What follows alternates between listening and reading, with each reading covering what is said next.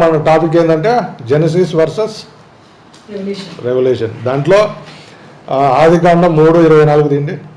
అప్పుడు ఆయన ఆదామును వెళ్ళగొట్టి ఏదైనా తోటకు తూర్పు దిక్కున కెరూబులను జీవ వృక్షమునకు పోవు మార్గమును కాచుటకు ఇటు అటు తిరుగుచున్న ఖడ్గజ్వాలను 24 మాత్రమేనా?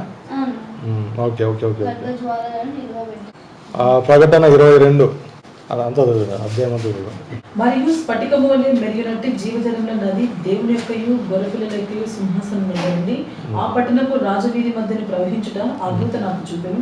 ఆ నది యొక్క ఈవలను ఆవులను జీవవృక్షములను అది నెలకు ఫలించుచు 12 కాపులు కాయను. ఆ వృక్షం యొక్క ఆకులు జనములను స్వస్థపరచుటకై వినియోగించు. ఇక మీదట శాపగ్రస్తమైనది ఏదియు దానిలో ఉండదు. దేవుని యొక్క గొర్రెపిల్ల యొక్క సింహాసనము దానిలో ఉండదు. ఆయన దాసులు ఆయనను సేవించుచు ఆయన యొక్క దర్శనం చేయుచుందరు. ఆయన నామము వారి నొసలయందును రాత్రి కెన్నడను ఉండదు. దీపకాంతి అయినను సూర్యకాంతి అయినను వారికి కక్కర్లేదు. దేవుడైన ప్రభువే వారి మీద ప్రకాశించును. వారి యుగ యుగములు రాజ్యం చేయదు. చూడు 3:24లో ఏదేను తోటలో నుండి దేవుడు మనిషిని వెలగొట్టేస్తాడు అనమాట. ఎందుకు వెలగొట్టేసినాడు? దేవుడు ఎందుకు పనిష్ చేయాలంటే, పనిష్ చేయకపోతే వీడు పొరపాట్లో ఆ జీవవృక్షాన్ని తిన్నాడనుకో, ఇదే పాపపు బాడీతోనూ మైండ్ సెట్తోనూ ఇంక వాడు ఎప్పటికీ జీవిస్తూ ఉంటాడు అనమాట. అప్పుడు ఇంక అంతకన్నా ఘోరమైన పరిస్థితి ఇంకోటి ఉంటుంది. సో కాబట్టి ఏం చేశాడంటే దేవుడు, అర్థమవుతుందా నేను చెప్పేది? సో వాడు తినంగానే బయటికి వెళ్ళగొట్టేశాడు అనేది మనము 3:24లో చూస్తున్నాం. ప్రకటన 22 అధ్యాయంలో చూస్తే మళ్ళీ మనిషిని రెస్టోర్ చేస్తున్నాడు. మళ్ళీ అక్కడ జీవవృక్షము 12 కాపులు ఇస్తుందంట. అది మనకు తినచ్చు అప్పుడు. ఏమి జీవవృక్షం అంటే నథింగ్ బట్ యేసు ప్రభు ఇన్ ఫ్రూట్లో, ఏమి ఫిజికల్గా అన్నట్లు. సో అప్పుడు మనం ఇప్పుడే యేసయ్యనే మనము తింటున్నాము, మళ్ళా రొట్టె ద్రాక్షరసం ద్వారా. అప్పుడు ఆ ఒరిజినల్ ఫ్రూట్ని ఇస్తాడు దేవుడు అనమాట. సో యాక్చువల్ ఇన్ పర్సన్ ఆ జీవవృక్షం ఇన్ పర్సన్ అంటే యేసు ప్రభు. అది ఒక ఫిజికల్గా చేసి పెట్టినాడు, అది ఆ ఫ్రూట్ జీవవృక్షం. దాన్ని సింబాలికల్గా మనం ఇప్పుడు ద్రాక్షరసము రొట్టెతో తీసుకుంటున్నాం అన్నమాట. అర్థమవుతుందా కనెక్షన్? సో అదనమాట. సో 3:24 ఆదికాండము 3:24లో మనిషి పాపం చేసినప్పుడు వాడిని అట్లే కనుక పెట్టుకుంటే కనుక వాడు పాపం చేసి ఇంక లాస్ట్కి ఆ పండు కూడా తిన్నాడు అనుకో, ఇంక ఇంటర్నల్గా ఎప్పటికీ కూడా నాశనమే ఉండేదన్నమాట. ఇప్పుడు బాధలు పడుతున్నామని మనం అందరం అనుకుంటున్నాం. అప్పుడు ఈ పండు కూడా తిన్నాడు అనుకో, జీవవృక్షం కూడా, ఈ బాధలు ఇంకా నిత్యత్వంలో ఉంటాయన్నమాట. శరీరం కలిగి ఉన్న ఈ బాధ నో డెత్. కాబట్టి దేవుడు మంచి పని చేశాడా, చెడ్డ పని చేశాడు? మంచి పని చేశాడు. సో కాబట్టి అది ఏంటంటే ఆ పర్టికులర్ పర్సన్కి మంచిది కాదు, సృష్టికి మంచిది కాదు అనమాట. కాబట్టి దేవుడు బయటికి తరివేశాడు. 22వ అధ్యాయంలో మళ్ళీ రెస్టోర్ చేస్తున్నాడు అన్ని. అది సో మళ్ళా 3:24 ఒకసారి మళ్ళా. అప్పుడు ఆయన ఆదామును వెళ్ళగొట్టి ఏదైనా తోటకు తూర్పు దిక్కున కెరూబులను జీవవృక్షమునకు పోవు మార్గమును కాచుటకు ఇటు అటు తిరుగులాడుచున్న అగ్ని జ్వాలను నిలవబెట్టాడు. చాలు. ఏం పెట్టాడంట? కెరూబులను పెట్టినాడు అనమాట. ఏమి ఇప్పుడు ఇక్కడ వీడు డెస్ట్రాయ్ అయిన వాడు ఎవరి ద్వారా డెస్ట్రాయ్ అయినాడంటే ఒక కెరూబు ద్వారా. సైతాన్ ఒకప్పుడు కెరూబు. ఏమి కెరూబు వాడు. ఏంజల్లో అదొక కేటగిరీ. కెరూబులు, సెరాపులు, ఏంజల్స్ అనేవి మామూలు చాలా ఉంటాయి. ఈ కెరూబులు, సెరాపులు అనేటివి ఇంకెక్కువ పవర్ఫుల్ కేటగిరీ అన్నమాట. సో ఒక కెరూబు, సైతాను అనేవాడు ఒకప్పుడు కెరూబు అనమాట. ఆట్మాస్ఫియర్ని కాపాడడానికి ఎట్లయితే ఉన్నారో, అసిస్టెంట్స్ ఉన్నారో, అదే పని ఇక్కడ కూడా ఒక కెరూబే చేయడానికి దేవుడు తీసుకొచ్చాడు అన్నమాట. సో 3 పాయింట్లు చెప్పిన. అర్థమైంది? అర్థం కలదా? ఒక పాయింట్ వచ్చేసి వాడు పాపం చేసిన వాడు మళ్ళీ జీవవృక్షం తినకోకుండా తినేసి నిత్యత్వంలో వాడు శరీరంలో బాధపడకుండా పాపాలు చేసుకుంటా ఉండకూడదని చెప్పేసి కాపలాకు పెట్టినాడు. నెంబర్ 1. రెండోది వచ్చేసి ఇప్పుడు లా వచ్చేసి ఏ లాని పెట్టి ఈ మనిషి అనేవాడు ఈ ప్లానెట్ని కంట్రోల్ చేయాలని అనుకున్నాడో దేవుడు, ఆ లాని తీసిపోయి వీడు మనిషి కెరూబుకి ఇచ్చినాడు. సో ఈక్వలెంట్ ఇప్పుడు కెరూబ్ అనేవాడు ఇప్పుడు ఇక్కడ వ్యవహారం నడిపిస్తున్నాడు ఇప్పుడు ఏమి. సో ఈక్వలెంట్ పర్సన్ ఇక్కడ కాపలా పెట్టాలన్నమాట. తక్కువ లోయర్ ర్యాంక్ వాళ్ళని పెడితే కన్నా వాడు తరమే ఇది చేసే మళ్ళీ అల్లరి చేసే అవకాశం ఉంటుంది. సో అందుకే ఈక్వల్ ర్యాంక్ పెట్టినాడు అనేది. మూడో పాయింట్ ఏంటంటే యాక్చువల్గా ఇన్ పర్సన్ యేసు ప్రభు దగ్గర ఈ కెరూబులు ఆ యొక్క ఆ వర్షిప్ ఆ హోలీనెస్ను కాపాడుకుంటే ఆ యొక్క కాపలాదారులుగా ఉంటారు అనమాట. అదే మందసం పైన మనం చెప్పినాను కదా, ఇట్లా ఆ పక్క ఈ పక్క రెండు ఏంజల్స్ ఇట్లా రెక్కలు ఎత్తుకొని ఉంటాయి. సో అదే పనే ఈ ఫ్రూట్ ఎవరు జీవవృక్షం అంటే యేసు ప్రభు. యేసు ప్రభు ఇన్ మెటీరియల్ అనుకో, యేసు ప్రభు అంటే యేసు ప్రభు ఇన్ పర్సన్. ఈ పండు జీవవృక్షం అనేది యేసు ప్రభు ఇన్ మెటీరియల్ ఫామ్. అదే మనం ఇప్పుడు సింబాలికల్గా బ్రెడ్ అండ్ వైన్ తీసుకుంటున్నాం అనమాట. అప్పుడు వచ్చి జీవవృక్షం ఇన్ మెటీరియల్. సో ఇక్కడ కూడా అక్కడ ఎట్లయితే యేసు ప్రభు దగ్గర ఆ కెరూబు కాపలా కాస్తుందో అట్లా కెరూబును కాపలా ఇక్కడ దేవుడు పెట్టాడు. సో 3 పాయింట్లు మనం చూస్తాం. అర్థమైందా? ప్రకటన 22:14 మళ్ళీ ఒకసారి నాకు చదివిందే మళ్ళీ ఒకసారి. హక్కు గలవారే. చూడు ఇప్పుడు ఎవరు హక్కు గలవారు? మనము.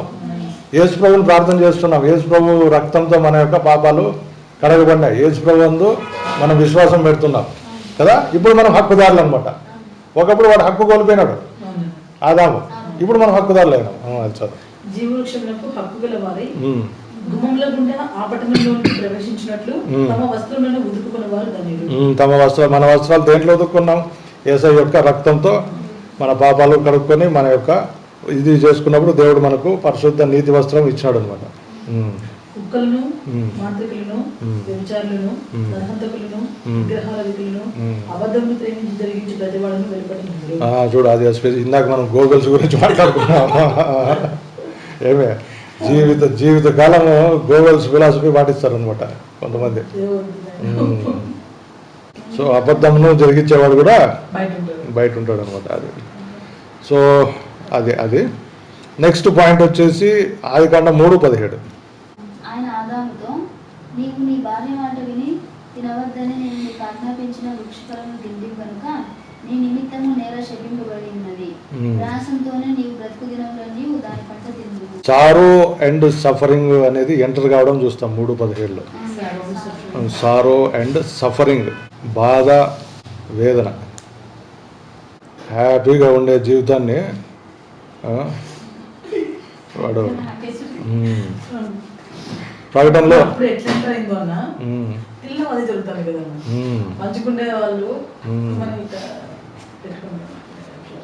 మళ్ళా అది ఇంకా బాధ సఫరింగ్ అనేది లేని వచనము ప్రకటన 22:4. దీనికి సమాంతరంగా మనం చూసేది ఏంటంటే ప్రకటన 22:4. ప్రకటన 22:4. ఆయన దాసులు ఆయనను సేవించుచు ఆయన ముఖ దర్శనం చేయుచుందరు. ఆయన నామము వారి నొసల యందును రాత్రికి ఎన్నడూను ఉండదు. దీపకాంతులను సూర్యకాంతులను వారికి నో మోర్ సారో అనే వర్డ్ లేదా ఇంగ్లీష్లో ఉంటుంది. సో ఇక్కడ ఏంటంటే సారో అండ్ సఫరింగ్ 3:17లో ఎంటర్ కావడం చూసాం ఆదికాండంలో. ఇక్కడ వచ్చేసి నో మోర్ సారో అనమాట ప్రకటనలో 22:4లో. సో ఈ బాధ సారో అండ్ సఫరింగ్ అని మనం సింపుల్గా చెప్పుకుంటాం, కానీ బాధపడుతున్నప్పుడు తెలుస్తుంది మనకు కదా. సో అన్ని ఆ కష్టం అంతా ఇంకా దేవుడు తీసేస్తాడు. నెక్స్ట్ వచ్చి ఆదికాండము 10వ అధ్యాయము 8-10 వరకు చదువు. ఆదికాండము 10:8-10 వరకు.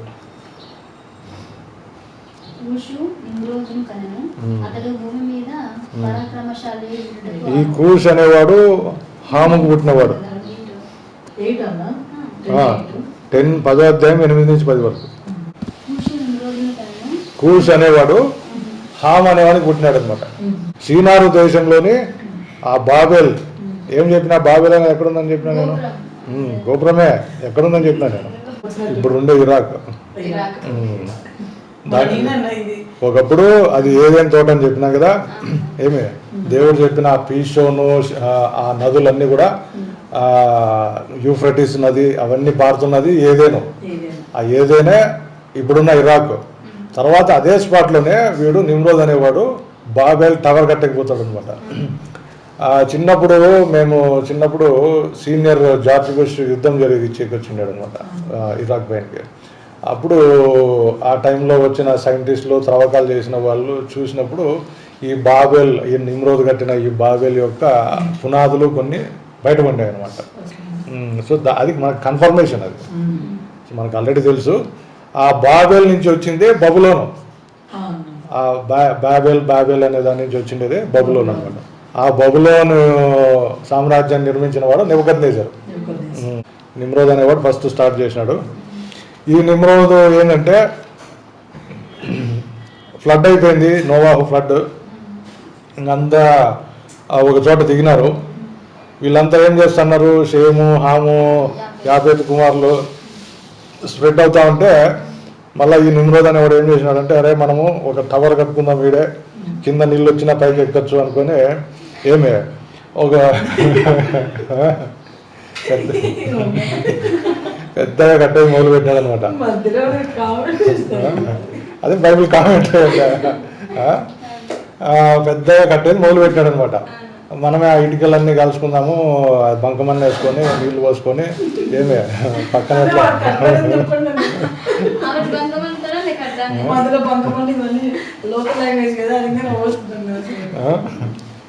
మంది ఏంది ఇన్ఫోటైన్మెంట్ కదా. సో అన్నీ వేసుకొని ఇటుక పిల్లలన్నీ తయారు చేసుకొని కడతా ఉన్నారు అనమాట. వీడు దీనికి రాజుగా ఉండాలని వీడు నిమ్రోద్ అనేవాడు. సో అప్పుడే ఆ పడవ సీన్ అయిపోయింది, దిగినారు వీళ్ళంతా. ఇక్కడ ఎవరు షేము, హాము, యాఫెతు పిల్లలంతా ఆడాడే తిరుగులాడుతూ ఉంటారు. వీడేమో ఈ టవర్ మొదలు పెట్టినాడు. ఇంకా వీని భార్య ఒకటి ఉందనమాట, సెమీరామిస్ అని. ఈ సెమీరామిస్ ఏం చేస్తుందంటే అక్కడ ఉన్న ప్రజలందరినీ కూడా విగ్రహారాధన వైపు నడిపిస్తుండే. వీడొచ్చి టవర్ కట్టి అందరూ ఒకే టవర్లో ఉండాలా, దానికి వాడే కింగ్ అన్నట్లు వాడు బిహేవియరు. ఇది వచ్చేసి మతం మొదలుపెట్టింది అనమాట. ఇది రిలీజియన్ అనేది ఒకటి మొదలుపెట్టింది. సో ఏవేవో విగ్రహాలు పెట్టి పూజలు చేయండి అనేది. నిమ్రోద్తో కాకుండా అవుట్ ఎవరితోనూ పోయినప్పుడు కొడుకు పుడితే ఎట్లా నీకు కొడుకు పుట్టినాడు అది ఇది అంటే జనాలు, లేదు సన్ నుంచి నాకు పుట్టినాడు అని చెప్పేసి మళ్ళీ వానికి ఒక గుడి కట్టించి మళ్ళీ మనం ఇది హెచ్కెల్లో చూస్తాం. తమ్మూజు, వాని పేరు తమ్మూజు అన్నమాట. తమ్మూజు దేవాలయం అని అది కట్టిస్తుంది. సో ఆ కొడుకు పేరు, ఆ కొడుకు ఆ విధంగా పుట్టినాడు అని చెప్పడము, వాని పేరులో గుడి కట్టడము, తర్వాత అక్కడ వచ్చిన వాళ్ళందరినీ వ్యభిచారం చేయించడం అనమాట. సో ఇదనమాట. ఇది ఆ విధంగా అన్ని నానా రొచ్చు చేస్తూ ఉంది అనమాట. ఇక్కడ బాగా గమనించండి, పడవ సీన్ అయిపోయింది, నోవాహు చనిపోయినాడు, నోవాహు పిల్లోళ్ళు షేము, హాము, యాఫెతు వీళ్ళు ఇక్కడ దిగినారు.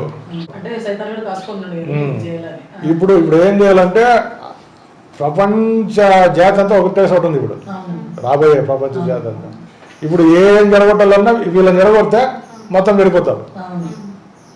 ఇప్పుడు ఉంది అనుకుందాం, ఈడ నేర్చుకున్నదే ఇంకా రన్ అవుతూ ఉంటుంది మొత్తం ఆడిపోయినా కానీ. సో ఇప్పుడు వాడు సైతాన్ ఏం చేసినాడంటే ఈ ఫ్యామిలీని లేపినాడు అనమాట, ఈ కపల్ని, నిమ్రోదు వాడి వైఫ్. వీడేమీ టవర్ కట్టేసుకొని ఈడే ఉండండి నేను లీడర్ కింగ్ అని వాడి పెండ్లామేమో సెమీరామిస్ ఏమి ఎవరితోనో పోయి వాడిని కొడుకుని కానీ నాకు సన్ నుంచి వచ్చినాడు అది అని మిరక్కల్స్ మాదిరి ఏదో పెద్దది చెప్పడం. ఆ మొత్తము ఆ ఫ్లడ్ వచ్చి అంత ఇదైపోయింది. పడవ వచ్చేసి ఎక్కడ దిగినారు వీళ్ళు, టర్కీ, ఇప్పుడున్న టర్కీ ప్రాంతంలో దిగినారు అనమాట. అరారాత్ కొండ పైన మీకు వీడియో కూడా చూపించినారు. అక్కడ దిగేసి అంటే అప్పటికి టర్కీ ఈ బ్యాగ్లోనంటే ఇప్పుడు ఇరాక్ అనేది దగ్గరికే ఉన్నింది అనేది సైంటిస్టులు చెప్తున్నారు. ఇది అనమాట, పెద్ద డిస్టెన్స్ లేదని. మొత్తానికి దిగి వచ్చినారు, ఈ అక్కడ జీవనం జరిగిస్తూ ఉన్నారు అనమాట. ఆ టైంలో అబ్రాహం కూడా ఉన్నాడు, అబ్రాహం కూడా. సో అబ్రాహం వ్యతిరేకించేవాడు అనేది హిస్టరీ, బైబిల్లో లేదు. కానీ అబ్రాహం వచ్చేసి నిమ్రోదును వ్యతిరేకించేవాడు, ఫైట్లు జరిగేటివి అంటే సిద్ధాంతపరంగా అనేది ఒక హిస్టరీ. అది వచ్చే పక్కన పెడతాం. మనం బైబిల్ ప్రకారం పోతే ఇప్పుడు వీడు ఏం చేస్తున్నాడు, ఈ మళ్ళా ఫ్లడ్ వచ్చి మళ్ళా అంతా జనాలు కొట్టుకుపోయి ఇట్లా అన్ని పనులు లేకోకుండా మనమే టవర్ కట్టుకుందాంరా, ఇందాక నేను అన్నా కదా కింద నీళ్ళు వచ్చినా పైన చేరుకోవచ్చు మనము, మీకంతా నేనే కింగ్ అని వీడు. వీని భార్య వచ్చేసి దాన్ని సైతాన్ని పట్టింటుంది. అది వచ్చేసి మతం మొదలు పెట్టింది అనమాట, ఏంటంటే పూజలు అది ఇది అని. మళ్ళీ ఆవిడ పోయి వాడిని ఎవరినో కనేసి మళ్ళీ ఎట్లా నువ్వు వేరే వానితో కన్నావంటే మళ్ళీ ఇది చేస్తారని మళ్ళీ నాకు సన్గారితో వచ్చింది డైరెక్ట్ ఇది అని చెప్పి మళ్ళీ వానికి ఒక గుడి కట్టి మళ్ళీ ఆడికి వచ్చే వాళ్ళకి మళ్ళీ వ్యభిచారం అంటే మీరు కూడా చేయండి, నేనే కాదు మీరు కూడా చేయండి అన్నట్లు ఏమి ఇట్లాంటి మళ్ళీ దానికి ఒక సిద్ధాంతాలన్నీ ఏమి ఇవన్నీ చేస్తా ఉన్నప్పుడు వీళ్ళు ఆ ముగ్గురు పిల్లలు షేము హాము యాపెత్ పిల్లలు వీళ్ళు చూస్తూ ఉన్నారు. ఆయనను ఫాలో అయ్యే వాళ్ళు, వీళ్ళిద్దరిని ఫాలో అయ్యే వాళ్ళు అవుతున్నారు. ఈ అబ్రహాం లాంటి వాళ్ళు, ఇంకా ఈ యాఫెత్ కుమారులు కానీ షేమ్ అంటే ఇజ్రాయెల్ పితరుడు అట, నోవాహు రెండో కొడుకు, వీళ్ళంతా ఒక పక్క వ్యతిరేకిస్తున్నారు, వీళ్ళని ఫాలో అయ్యే వాళ్ళు అవుతున్నారు. సో ఇది జరుగుతూ ఉందన్నమాట. సో ఇక్కడ మా బబులోని యొక్క కాన్సెప్ట్, బాబెల్ టవర్ కన్నా దాన్ని బబులోన్ అంటారు. బాబెల్ యొక్క కాన్సెప్ట్ ఏంటంటే దేవునికి వ్యతిరేకంగా సొంత ప్రయత్నంతో రక్షణ పొందుకోవాలి. ఏమే దేవుడు ఏమే. రెండోది వచ్చేసి ఆయన ప్లేస్లో ఇంకోటి ఏమన్నా మనం మనకు వచ్చిన ఆ దేవుడిని పెట్టుకోవాలి. అదే సెమిరామిస్ చేస్తూ ఉండేది అన్నమాట. తర్వాత కల్చరల్గా ఏమే స్పిరిచువల్గా కానీ ఫిజికల్గా కానీ ఇట్లా వీళ్ళు ఒక సిస్టమ్ పెట్టుకుంటున్నారు అనమాట. తర్వాత నిమ్రోద్ యొక్క మెయిన్ కాన్సెప్ట్ ఏంటంటే మొత్తంని నేనే రాజ్యం ఏలల్లా, one world order, new world order, దాంట్లో వన్ వరల్డ్ గవర్నమెంట్, దాంట్లో వాళ్ళ కాన్సెప్ట్ అది. న్యూ వరల్డ్ ఆర్డర్లో వన్ వరల్డ్ గవర్నమెంట్, ఒకే గవర్నమెంట్ అనేది ఆనాడు నిమ్రోద్ స్టార్ట్ చేసిన కాన్సెప్ట్ అనమాట. అది రాసినారా? ఇప్పుడు ఆది కాండం 10వ అధ్యాయము 8 నుంచి మళ్ళీ చదువు. కూషు నిమ్రోదును కనెను, అతడు భూమి మీద పరాక్రమశాలి ఉండుటకు ఆరంభించెను. అతడు యెహోవా ఎదుట పరాక్రమం గల వేటగాడు. కాబట్టి యెహోవా ఎదుట పరాక్రమం గల వేటగాడైన నిమ్రోదు వలె ఆమె లోకోక్తి కలదు. షినారు దేశంలోని బాబేలు, ఎరకు అక్కదు కల్నే అనే పట్టణములు అతని రాజ్యంలోకి మొదలు. అంతే కదా. సరే ఆడికి వదిలేద్దాము, మళ్ళీ చూద్దాం దాని సంగతి. లోకోక్తి అంటే మాట, అందరూ అనుకునే టాక్ ఆఫ్ ది టౌన్ అట్లా అనమాట. సో అక్కడి నుంచి ఈ అవుట్ ఆఫ్ ట్రాక్ వచ్చి కొద్దిగా ఈ కాన్సెప్ట్ చెప్పేస్తారు, రిలీజియన్ కాన్సెప్ట్. తర్వాత దేవుడు మనం చూస్తాం భాషలు తారుమారు చేస్తాడు. మళ్ళీ 11వ అధ్యాయంలో చూస్తాం మనం భాషలు తారుమారు అవగానే ఏ భాషకు సంబంధించిన వాళ్ళు చింగ్ చాంగ్ అనే వాళ్ళంతా చైనాకి చేరుకున్నారు. హలో బాగున్నావా నువ్వు నేను అనుకునే వాళ్ళంతా ఇక్కడికి వచ్చినా నేర్చుకున్నారు. ఈ మతము ఆడ నేర్చుకున్నారు, సెమిరామి దగ్గర నేర్చుకున్నారు అనమాట. సో చింగ్చాంగ్ వచ్చి ఇదే పద్ధతిలో చింగ్చాంగ్ టైప్లో చేసుకుంటున్నాడు అక్కడ. ఏమి ఇక్కడ నువ్వు నేను అనుకునే వాళ్ళంతా ఇక్కడ వచ్చేసి ఇక్కడ కూడా మనకున్నాయి కదా దేవదాసులు అంటారు. ఏమి గుళ్ళో వ్యభిచారం చేపించే వాళ్ళను ఆడపిల్లలను తీసుకుపోయి ఆడ వాళ్ళ దేవతకు పెళ్లి చేసినాం అది ఇది అని చెప్పేసి ఆడ గుళ్ళోనే పెట్టేస్తారు, ఆడ వ్యభిచారం చేపిస్తారు అనమాట. దాంట్లోనే దేవదాసులు అంటారు. ఏమే ఇప్పుడు కూడా ఉంది మనకు అది సిస్టమ్ ఉంది వాళ్ళ టెంపుల్స్లో. ఏమే కేరళలో ఇంకొక టైప్ ఉంది. అదేదో పండగ జరిగినప్పుడు ఎవరు ఎట్లయినా పోయి సెక్స్ చేసుకొని రావచ్చు అనమాట. సో ఇవన్నీ ఏంటంటే అన్ని సెమిరామిస్ దగ్గర ఇక్కడ స్టార్ట్ అయిందనమాట. సైతాన్ గారు ఏం చేశాడంటే అదే అంతా ఒక చోట చేరినారా ఈడ పట్టుకుంటే అందరూ నేర్చుకొని అన్ని చోట్ల పాకిపోతారు ఇక అని చెప్పేసి వాడు ఆ సెమినామిస్ ద్వారా అందరికి నేర్పించినాడు. వీళ్ళు కూడా బాగా భద్రంగా నేర్చుకున్నారండి. నేర్చుకుని అన్ని ఎవరి వాళ్ళు దావ పట్టుకొని ఆయా దేశాలకు పోయి బాగా ఖచ్చితంగా ఫాలో అవుతున్నారు వాళ్ళు. మళ్ళీ యేసుప్రభు చెప్పినా కూడా నువ్వు వద్దు మాకు ఇవే కావాలి, ఎందుకంటే నాకు ఎట్లా పడితే అట్లా పోతేనే బాగుంటుంది. అదే వాడు జబర్దస్త్లో వాడు సుధీర్ అంటాడు అక్రమ సంబంధాల గురించి నీ ఒపీనియన్ ఏమంటే బాగుంటాయండి అంటాడు అన్నమాట వాడు. ఏమి ఆ విధంగా వచ్చిందనమాట కల్చర్ అటు నుంచి. ఏమి అట్లా ఆ గ్రీకులకి గ్రీసులో వాళ్ళు హెర్క్యులస్ జ్యూస్ అని వాళ్ళ సెక్స్ స్టోరీలు లవ్ స్టోరీలు క్యూపిడ్ అవన్నీ వాళ్ళు రాసుకొని ఈడొచ్చేసి వీడు ఇక్కడ కృష్ణ అంట వాళ్ళంట వీళ్ళంట ఈడ వీళ్ళు ఏమే వాడేవాడు మన్మధుడు అని అవన్నీ ఇక్కడ స్టోరీలు. చైనీస్లో అక్కడ వాళ్ళు ఒక రకంగా అన్ని రకరకాలుగా ఈ సెమిరామిస్ దగ్గర నేర్చుకొని వీళ్ళంతా పోయి జనరేషన్ ఆఫ్టర్ జనరేషన్ చెప్పుకుంటూ దాన్ని మ్యాగ్నిఫై చేసుకుంటా రకరకాల కథలు రాసుకుంటా రకరకాల విగ్రహాలు పెట్టి రకరకాలుగా ఆచారాలు తెచ్చుకొని ఇన్ని రిలీజియన్స్ అయినాయి అనమాట. అర్థమవుతుంది ఇప్పుడు. సో వరల్డ్ రిలీజియన్స్ ఎట్లా వచ్చినాయి అనేది ఒక దీంట్లో చెప్పేసాను చూడు. అర్థమైందా? అర్థం కాలేదా? అర్థమైందన్నా. ఎవరు మొదలు పెట్టారు? నిమ్రోద్కు వాళ్ళ భార్య సెమిరామిస్. అది. సో వన్ వరల్డ్ గవర్నమెంట్ అనేది వాడి కాన్సెప్ట్, నిమ్రోద్ది.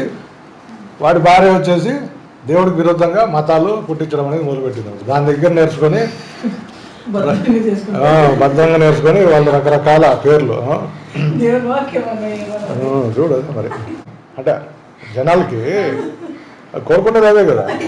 యేసు ప్రభువులో లేకపోతే అవే ఉంటుంది వాళ్ళకి. ఇంకా పొద్దుము 24/7 అవే ఉంటాయి వాళ్ళకి ఆలోచన. ఏమే దేవుని థ్యాంక్స్ చెప్పుకుంటారా? యేసు ప్రభువులో ఉంటే మనకి యేసు అంటాడని మళ్ళీ మనకు భయం.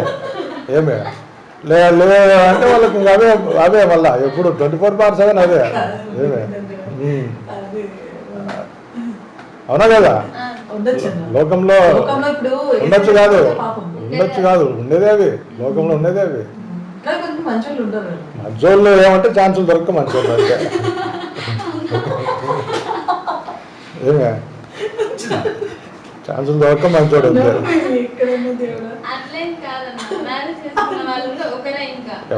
ఎవరన్నా మన యొక్క యేసు ప్రభువులోనే నీతి ఉండేది. అర్థమవుతుందా? వాడు పండు తిన్నప్పుడు ఆదాము అందరిలోకి చెడు రక్తం వచ్చింది. ఏమే మళ్ళీ యేసు ప్రభువులోకి వచ్చినాం కాబట్టి యేసు ప్రభు యొక్క నీతి రక్తం మనలో ప్రవహిస్తుంది. ఏమే యేసు ప్రభు లేకపోతే ఆ ఓన్లీ చెడు రక్తమే పోతూ ఉంటుంది. ఆ మంచి అనిపించుకునే వాళ్ళు సమాజం కోసమో లేకపోతే ఇంకొక కారణాలు. సో ఆడవాళ్ళు అదే, మగవాళ్ళు అదే. ఏమి ఈ ఒక్క పాయింట్ అనే కాదు, అన్ని విషయాలు, డబ్బుల విషయాలు, ఫ్రాడ్ చేయటాలు, హత్యలు కావచ్చు, వ్యభిచారం కావచ్చు, ఇంకోటి ఏదైనా సరే అంత చెడిపోయిన రక్తమే అది. అందుకే దేవుడు అంటాడు సర్ప సంతానం అంటాడు. మనం అదే 3వ అధ్యాయంలో చూస్తాం. ఏమి నీ సంతానానికి స్త్రీ సంతానం అంటే యేసు ప్రభు సంతానం. మనం నీతిగా మనము ఒకవేళ తప్పు చేసినా కానీ ఎండ్ ఆఫ్ ది డే ఏమనుకుంటామంటే అరే ఆయన సంతాడు రా అని భయం ఉంటుంది. ఫస్ట్ తప్పు చేయకముందే ఆయన అనుకుని భయపడి సైలెంట్ అవుతాం. ఒకవేళ పొరపాట్లు తప్పు చేసినా కూడా అరే ఆయన దగ్గరికి వచ్చి మళ్ళీ యేసు ప్రభువా క్షమించు నాయన, ఎట్లన్నా క్షమించు, ఇంకోసారి చేయనివ్వద్దు, దాంట్లోకి పోనివ్వద్దు అని మనం అడుక్కుంటాం. వాళ్ళకి అది ఉండదు. వాళ్ళు దాంట్లో దిగినారంటే అది కంటిన్యూషన్ అంతే. బయటికి మాత్రము ఫేస్ మేము కూడా చాలా మంచోళ్ళము. ఏమి పృథ్వీరాజు దొరకనంత వరకు చాలా మంచోడు, దొరికినాడు కాబట్టి ఇట్లా ఒక పృథ్వీరాజు నాయకులంతా మళ్ళీ రాళ్ళేస్తారు. అందరూ అట్లా పృథ్వీరాజులే ఉండేది కదా, ఆడోళ్ళు కానీ మగోళ్ళు కానీ. ఏమి అది ఛాన్స్ అది బయట దొరికినంత వరకే దొంగ దొరికినాక దొంగలే అంత.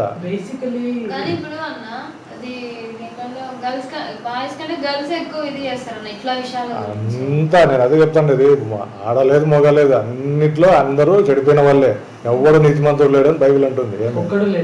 మనము యేసు ప్రభువుని నమ్ముకున్నాం కాబట్టి ఆయన యొక్క రక్తం మనలోకి ఎక్కింది కాబట్టి ఆ రక్తం మనలో ఉన్నప్పుడు పరిశుద్ధాత్మ దేవుడు వచ్చినప్పుడు యేసయ్య ఏమంటాడు, మిమ్మల్ని పాపమును గురించి ఒప్పింపజేస్తాడు అని ఉంటుంది యోహాను సువార్తలో.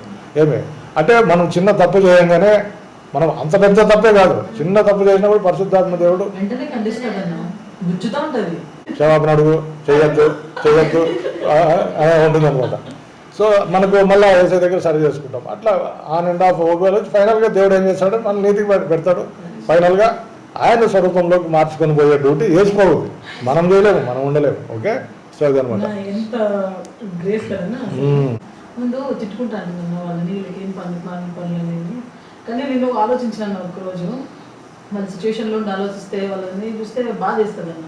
ఎందుకంటే ఇప్పుడు వాళ్ళకి ఏసై లేడు, ఇంక ఏముంటుంది, ఇంక ఏసై లేకుంటే సైతానే కదా, ఇష్టానికి ఆడిస్తుంటుంది వాళ్ళు.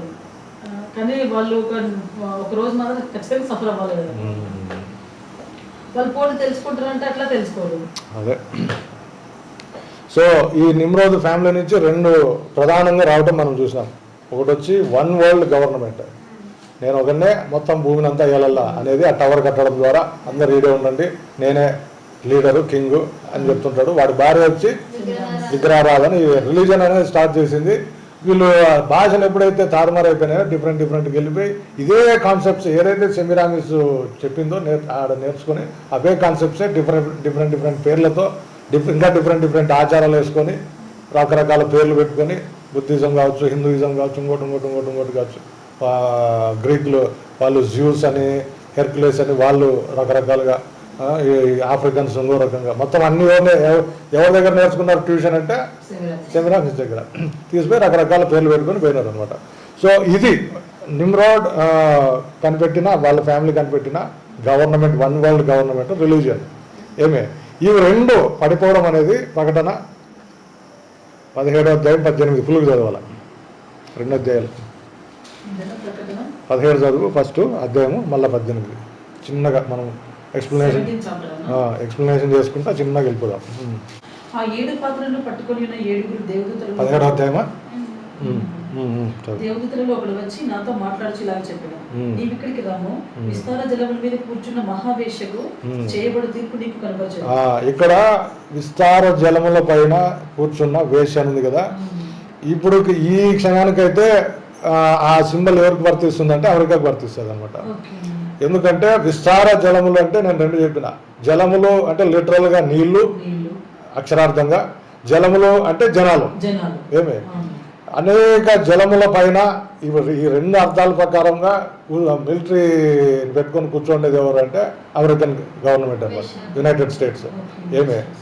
జపాన్ దగ్గర సుమారుగా 100 దేశాల్లో మిలిటరీ బేస్ పెట్టుకొని కూర్చోంది అనమాట. ఇరాక్ దగ్గర, ఇరాన్ దగ్గర, జపాన్ దగ్గర, కొరియా దగ్గర, ఇట్లా అన్ని రకరకాలుగా మిలిటరీ బేసెస్ అనమాట. వాళ్ళు మిలిటరీ క్యాంప్స్ పెట్టుకొని కూర్చోంటుంది అనమాట. సో ఏమంటున్నాడు అక్కడ, అనేక జలముల పైన కూర్చున్న, విస్తార జలముల మీద కూర్చున్న, విస్తార జలములు అంటే ఎక్కువ చేయబడు తీర్పు నీకు కనపరచదు. విస్తార జలముల పైన కూర్చున్న, ఇప్పుడు అన్ని వాటర్స్ లోను, అన్ని జనాల మధ్యలోనూ వాడు యూరోప్లో కావచ్చు, అట్లా అన్ని చోట్ల వాడికి మిలిటరీ బేసెస్ పెట్టుకున్నాడు అనమాట. ఎవరు ఏం చేసినా, America, United states of America, ఎవరేం చేసినా భయపడించుకుంటా, పోలీసు పని చేసుకుంటా కూర్చొని ఉన్నాడు అనమాట. ఇక్కడ వేస్ట్ అంటున్నాడు. ఈ రోజుకైతే అది క్రైస్తవ దేశమే. యేసు ప్రభువుని ప్రార్థన చేసే వాళ్ళని వేస్ట్ ఎట్లంటాం అనేక లేదు. కానీ ఇది ఎప్పుడు జరుగుతూ ఉన్న ఈ సీక్వెన్స్, ఈ చాప్టర్ ఎప్పుడు జరుగుతూ ఉంది, ఎప్పుడు మాట్లాడుతున్నాడు దేవుడు, ఎప్పుడు జరిగే ప్రాసెస్ అంటే యేసు మనమంతా అంటే వెళ్ళిపోయిన తర్వాత, ర్యాప్చర్ అయిన తర్వాత, యేసు ప్రభు దగ్గరికి వెళ్ళిపోయిన తర్వాత, అంటే అక్కడ కూడా క్రైస్తవులు వెళ్ళిపోతారు కదా, అందరు వెళ్ళిపోయిన తర్వాత ఉన్న మిగిలిన ఉంటారు గదవలు, వీళ్ళంతా యేసు ప్రభుని పాటించేది ఏముండదు. వాళ్ళు ఇష్టానికి బిహేవ్ చేస్తూ వాళ్ళు పాటించే, ఒకప్పుడు అంటే ఇక్కడ దేశం గురించి ఉద్దేశించి మాట్లాడుతున్నాడు. అమెరికా అనే దేశము, ఒకప్పుడు నువ్వు నన్ను ప్రార్థన చేసినావు, ఒకప్పుడు నువ్వు నన్ను ప్రార్థన చేసినావు, ఇప్పుడు నువ్వేమి నాకు ప్రార్థన చేయట్లే, ఇంకో పని చేస్తున్నావు అంటే ఏమి వ్యభిచారం అన్నమాట. అందుకే అంటున్నాడు, ఒకప్పుడు అన్ని విస్తార జలముల పైన కూర్చున్న వేస్ట్ చేయని అంటున్నాడు అనమాట. అర్థమవుతుందా? నేను చెప్పాను. భూరాజులు ఆమెతో వ్యభిచరించారు అంటే రకరకాల బిజినెస్ లావాదేవీలు. అంటే ఇక్కడ చూడండి, నేను ఇందాక చెప్పిన ఒక్క పర్సన్గా మాట్లాడుతున్నాడు కానీ అది ఒక కంట్రీ, ఒక కింగ్డమ్. అది రకరకాల రాజులు రకరకాల లావాదేవీలు ఇష్టానుసారము వ్యభిచారం చేస్తూ ఉన్నారు అనమాట. వ్యభిచార మధ్యంలో ఇది చూడు, వ్యభిచార మధ్యంలో మత్తులేరు. ఎస్పెషల్లీ మద్యం అంటేనే మీడియా, మద్యానికి మీడియాకి ఒకటే అనుకోండి. మొత్తము ఈ వరల్డ్లో ఏమైనా కానీ ఎవరైనా కానీ అన్ని నేర్చుకుంటున్నారంటే వాళ్ళ మీడియా నుంచే. ఏది? హాలీవుడ్ నుంచి. ప్రతి ఒక్కరు హాలీవుడ్లో బట్టలు బాగా వేసుకుంటే ఇక్కడ బట్టలు బాగా వేసుకుంటారు, ఆడ బట్టలు ఓడి దొరికితే ఇక్కడ బట్టలు ఓడి దొరుకుతారు. మొత్తం ప్రపంచం అంతా ఇదే ట్రెండ్. ఏమి అది చాలు. అప్పుడు అతడు ఆత్మవశుడైన నన్ను అరణ్యమునకు కొనిపోగా దేవదూషణ నామములతో నిండుకొని 7 తలలను 10 కొమ్ములను గల ఎర్రని మృగము మీద కూర్చుండిన ఒక స్త్రీని చూచితిని. ఇది ఇందాక మనం చూసినాం, నిన్న చెప్పినాను యూరోపియన్ యూనియన్ గురించి. ఆ స్త్రీ ధూమ్ర రక్త వర్ణములు గల వస్త్రం ధరించుకొని బంగారముతోనూ రత్నములతోనూ ముత్యములతోనూ అలంకరింపబడినదే ఏహ్యమైన కార్యములతోనూ తాను చేయుచున్న వ్యభిచార సంబంధమైన అపవిత్ర కార్యములతో నిండిన ఒక సువర్ణ పాత్రను తన చేత పట్టుకొని ఉండేది. దాని నొసట దాని పేరు ఇలాగు రాయబడింది. ఒక్క నిమిషం ఉండు, నేను కూడా చాప్టర్ ఓపెన్ చేస్తాను. అది 17th ఎన్నో వర్స్ చదువుతున్నావు? 4 చదువు. ఆ స్త్రీ ధూమ్ర రక్తవర్ణము గల వస్త్రం ధరించుకొని, ఇక్కడ చూడు, ఉమెన్ వాజ్ అరైడ్ ఇన్ ఇంగ్లీష్లో ఇన్ పర్పుల్ అని ఉంది, తెలుగులో ధూమ్ర రక్తవర్ణం అని ఉంది కదా, స్కార్లెట్ కలర్. ఇంగ్లీష్లో and the woman was arrayed in purple and scarlet colour and decked with gold and precious stones and pearls having a golden cup in her hand full of abominations. అంటే ఇప్పుడు ఈ 2 countries మీద జరుగుతుంది కదా, European union గురించి మాట్లాడుతున్నాడు ఇక్కడ. ఈ ఇంతకుముందు ఇందాక నేను చెప్పిన ఫస్ట్ స్టార్ట్ చేసినది అమెరికా గురించి. ఆ స్త్రీ ధూమ్ర రక్త వర్ణము గల వస్తువులు ధరించుకుని, పర్పుల్ అంటే కొంచెం వైలెట్ వంగపూత ద్రాక్ష సింక్ లా ఉంది కదా కనబడుతుంది. అంటే తెలుగులోన గ్రేప్ కలర్, తెలుగులో ఇచ్చిన వర్డ్స్ కి సరిపోతుంది. అది ఇంగ్లీష్ లో పర్పుల్ ఇచ్చారు, ధూమ్ర రక్తవర్ణము. కరెక్టే అండి. ఇక్కడ రెండు వ్యవస్థల్ని, రెండు దేశాలని, రెండు రాజ్యాలని, రెండు వ్యక్తులుగా చేసి మాట్లాడుతున్నారు ఆ 17వ అధ్యాయంలో. అర్థమవుతుందా? ఒకటి వచ్చి అమెరికా గురించి, ఇంకోటి వచ్చి యూరోపియన్ యూనియన్ గురించి. ఆ రెండు దేశాలు అనబడే సిద్ధాంతాలైన వాటిని వ్యక్తిగా వ్యభిచారిణి, వేశ్య అని చెప్పి రెండు వ్యక్తులుగా చేసి మాట్లాడుతున్నారు. అది ఏహమైన కార్యములతోను తాను చేయించిన వ్యభిచార సంబంధమైన అపవిత్ర కార్యములతోను నిండిన ఒక నిమిషం. ఈ 4th దాంట్లోనే woman was arrayed in purple and scarlet colour మనం ఇప్పుడు చూసినాము. And decked with gold and precious stones. వాళ్ళు ఈ బెల్ట్ల దగ్గర అవి పెట్టుకుంటారు. తర్వాత హ్యావింగ్ ఏ గోల్డెన్ కప్, వాడు పోపు గోల్డెన్ కప్ పట్టుకుంటాడు. వాడు ఏమి వాడు మొగోడైనప్పటికీ ఇక్కడ ఉమెన్ అని సంబోధిస్తాడు దేవుడు. అదే అంటే సింబాలిక్గా మాట్లాడుతున్నాడు అనమాట. అది 5th వర్స్. దాని పేరు ఇలాగూ రాయబడి ఉంది, మర్మము వేశ్యకును భూమిలోని ఏకమైన వాటికి తల్లి అయిన మహాబబులోను. అది సో ఇక్కడ ఏంటంటే నిమ్రోద్ యొక్క కాన్సెప్ట్ మహాబబులోన్ ఇక్కడ చదివినాం కదా. నిమ్రోద్ కాన్సెప్ట్ ఏంటి? అందరికీ ఒకటే single government, one world government అనమాట. సో ఇప్పుడు నేను ఇందాక చెప్పిన రోమా సామ్రాజ్యం గురించి ఏం చెప్పినా నేను, ఎట్లా తిరిగి మళ్ళా రావాలి, రాజ్యానికి రావాలా, మళ్ళా లేయాలా, మళ్ళీ మొత్తం అంతా వరల్డ్ డామినేషన్ చేయాలని చెప్పేసి అది వన్ కాన్సెప్ట్ అనమాట. కనెక్ట్ కాదు, వీడు ఏదైతే మొదలు పెట్టినాడో, ఇప్పుడు నేను ఇంతకుముందు ఒకటి చెప్పినాను, వాడు యోసేపు నమ్మేసేటప్పుడు ఆ సందర్భంలో వాడు యూదా ఉంటాడు కదా, గోత్రకర్త, యాకోబు కొడుకుల్లో యూదా ఉంటాడు కదా. ఆ ఫుడ్ మనకు అయిపోయింది అన్నప్పుడు ఏం చేస్తాడు? 2 పనులు చేస్తాడని చెప్పిన ఆ సందర్భంలో వాడు యోసేపు. ఆ స్టోరీ మొత్తంగా ఒక పని ఏం చేస్తాడు? నేను నీకు పూచి ఉంటా, నీ కొడుకుని బెన్యామిని తీసుకొస్తా, నేను పూచి చెప్తాడు పూచి అనేది. మళ్ళీ వీడే ఇంకో పని ఏం చేస్తాడు? యోసేపుని అమ్మేసేస్తాడు. ఏమి 2 పనులు చేసినాడు వీడు ఒక ఆర్డినరీ పర్సన్గా. ఇవి రెండు ట్రావెల్ ఇంతకుముందు చెప్పినా నీ పాయింట్. ట్రావెల్ అయ్యి థౌజండ్స్ ఆఫ్ ఇయర్స్ అయినాక మళ్ళీ అదే యూదా గోత్రం నుంచి వచ్చిన 2 వ్యక్తులు, ఒకటి యేసు ప్రభు, యూదా ఇస్కరియోతు. ఒకటి వచ్చేసి ఈయన నమ్మేస్తాడు, ఈయన వచ్చేసి ఆయన దగ్గర చెప్పొస్తాడు. ఏం చెప్పొస్తాడు? నేను పూచి ఉంటా అని చెప్పేసి చెప్పేస్తాడు అనమాట. సో ఇది కూడా సేమ్ అదే మాదిరి ఇక్కడ కూడా. ఏంటి? నిమ్రోద్ స్టార్ట్ చేసిన ఈ కాన్సెప్ట్ పెద్దగా ఈ పొద్దు అమెరికా అనే ఒక సామ్రాజ్యంగా నిలబడింది, ఇంకోటి వచ్చి యూరోపియన్ యూనియన్గా మొదలైంది అనమాట. ఐ మీన్ ఇది జరుగుతుంది. సో అవి రెండింటినీ ఒక పర్సన్గా మాట్లాడుతున్నాడు ఇక్కడ దేవుడు. అర్థమవుతుందా? అది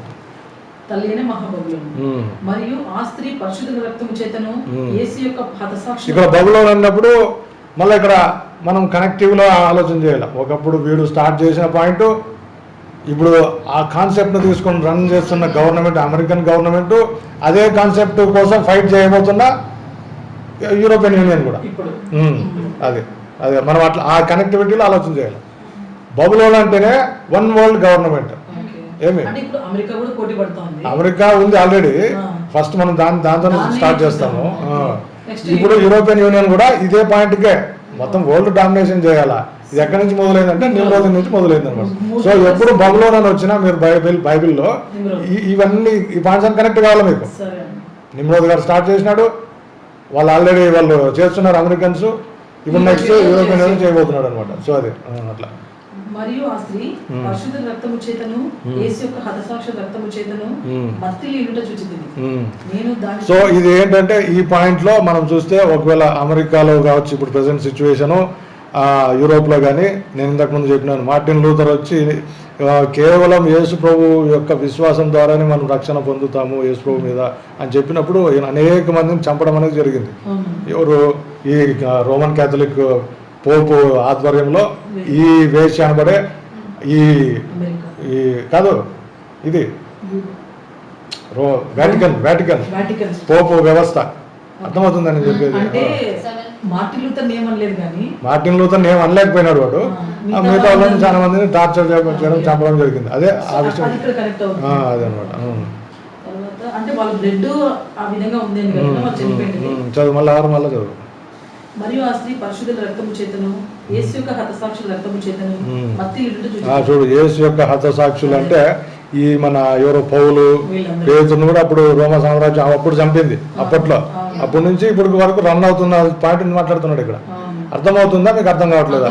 అర్థమవుతుంది కదా? ఆ పొద్దు పౌలుని పేతుర్ని చంపిన అదే రోమా సామ్రాజ్యమే ఈ రోజు కూడా ఈ రోజుకి చంపుతున్నావు నువ్వు అని మాట్లాడుతున్నాడు ఇక్కడ. అదనమాట. నేను దాన్ని చూసి బహు ఆశ్చర్యపడగా ఆ దూత నాతో ఇట్లనెను, నీవేళ ఆశ్చర్యపడితివి, ఈ స్త్రీని కూర్చిన మర్మమును 7 తలలను 10 కొమ్ములను కలిగి దాన్ని మోయుచున్న క్రూర మృగమును కూర్చిన మర్మమును నేను నీకు తెలిపాను. నీవు చూసిన అదే మనం నిన్న చెప్పుకున్నాం కదా, 7 తలలు అంటే 7 రాజ్యాలు, 10 హార్న్స్ అంటే 10 గవర్నమెంట్స్ అన్నమాట. నీవు చూచిన ఆ మృగం ఉండను గాని ఇప్పుడు లేదు. అయితే అదే అంటున్నాడు చూడు, ఒకప్పుడు ఉండే ఇప్పుడు లేదు. ఒకప్పుడు రోమన్ సామ్రాజ్యంగా లిటరల్ గా ఉండే ఇప్పుడు లేదు. అంటే ఇప్పుడు లేదు అన్న సెన్స్ ఏంటంటే పోప్ డామినేషన్ కూడా పడిపోయింది. ఒకప్పుడు మా పోప్ పేరుతో రన్ అయింది, తర్వాత పోప్ డామినేషన్ కూడా లేదు, పడిపోయింది అరౌండ్ 18th century ఆ ప్రాంతాల్లో. ఏమే ఇప్పుడు మళ్ళా లేయాలని చూస్తుంది, అది చెప్తున్నాడు ఇక్కడ. అయితే అది అగాధ జలంలో నుండి పైకి వచ్చేటప్పుడు నాశనంలోకి పోవడానికి సిద్ధంగా ఉంది. ఫైనల్ గా ఇంకొకసారి రావడానికి రెడీగా ఉంది. ఏమి అట్లా నాశనం కూడా అయిపోతుంది అనమాట. అది భూనివాసులలో జగదుత్పత్తి మొదలుకొని జీవగ్రంథం ముందు ఎవరి పేరు రాయబడలేదో వారు ఆ మృగం ఉండను గాని ఇప్పుడు లేదు. అయితే ముందుకు వచ్చిన సంగతి తెలుసుకొని ఆశ్చర్యపడదు. ఇందులో జ్ఞానం గల మనసు కనబడింది. జ్ఞానం గల మనసు మనం అర్థం చేసుకున్నాం.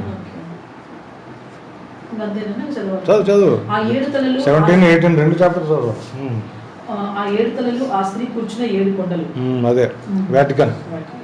మరియు 7 రాజులు. ఇప్పుడు 7 కొండల క్షేత్రాలు 3 ఉన్నాయి. ఒకటి వచ్చి తిరుపతి. ఏమి ఇది లెక్కలో తీసుకోవాల్సిన అవసరం దీనికి అంత సీన్ లేదు, పక్కన పడింది. ఏమి ఇంకోటి వచ్చి 7 కొండలది ఈ వాటికన్ సిటీ అనమాట. ఏమి అదే ఇప్పుడు నవీనార్ గారికి చెప్తున్నా, ఇందిరాగాంధీ ఉన్నప్పుడు ఎవరు అన్నారంట, ప్రపంచంలో ఎక్కువగా డబ్బులు వచ్చే రిలీజియస్ సైట్ ఏదైనా అంటే వాటికన్. అదే ఇప్పుడు నువ్వు చదువుతాండి, 7 కొండల మీద కూర్చున్నా వేశారు. ఇక్కడ వచ్చి ఇది ఇందిరాగాంధీ అది అనిందంట, మీ దేశాల్లో మీరు అన్ని గొప్పగా బలి చెప్పుకుంటూ అంటారు, మా ఊర్లో ఒక స్టోన్ సంపాదిస్తుంది డబ్బులు. ఏమి ఏది ఇది తిరుమల. మా ఊర్లో పెద్దగా రెవెన్యూ డబ్బులు సంపాదించారు క్షేత్రం ఒకటి ఉంది, అది ఒక బ్లాక్ స్టోన్ సంపాదిస్తుంది మాకు. అది సిగ్గన్నా లేదు.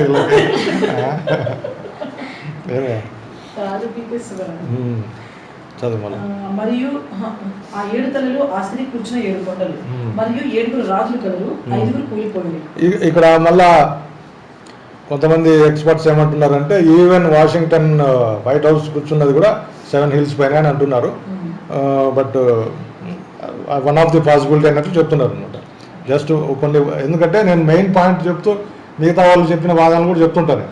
ఎందుకంటే పాసిబిలిటీస్, ఎందుకంటే ఇజ్రాయెల్కి నార్త్ కంట్రీ అయినా వాడు ఇజ్రాయెల్ పైకి దాడికి వస్తాడు అన్నప్పుడు గోగు మాగోగు అని చెప్పుకుంటున్నప్పుడు రష్యా అని చెప్పేసి ఒకప్పుడు ఊదరగొట్టినారు అనమాట. ఇప్పుడు ఏమంటున్నారంటే టర్కీ అని ఊదరగొడుతున్నారు.